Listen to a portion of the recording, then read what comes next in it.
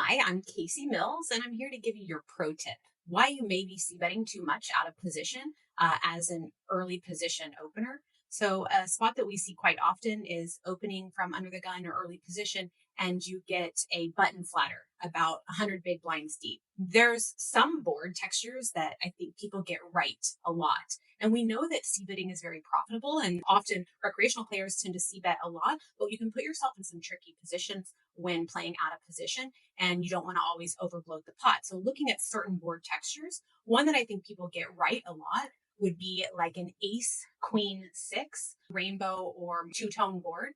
We know that we're going to be c-betting this board a lot as the early position opener, and we have the range advantage here. So I think people get this right, and you want to be c-betting this board around 80, 82% of the time, but you can simplify that to just range betting it 100% of the time. Another board texture I think people get right often out of position would be when you open under the gun, button flats, and it comes out 5, 6, 7. We know that this board is not going to be highly favorable for us as the undergun opener. So we're going to check at a super high frequency. And I think, again, you can just kind of simplify this to just a range check here on this board.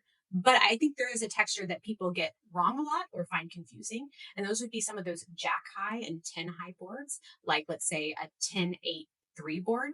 These are boards where we think we may want to be c-betting quite frequently, but we can put ourselves in some tough spots. You want to be checking probably about 2/3 of the time. So about 65% of the time on a 10, 8, 3 board, two-tone, or rainbow, you're going to want to be checking because although you have the overpairs, your button is going to maintain some nut advantage as well as going to have a lot of continues on this board. And so when your opponent's continuing on this board, now we're playing turns and rivers without nut advantage and we're out of position.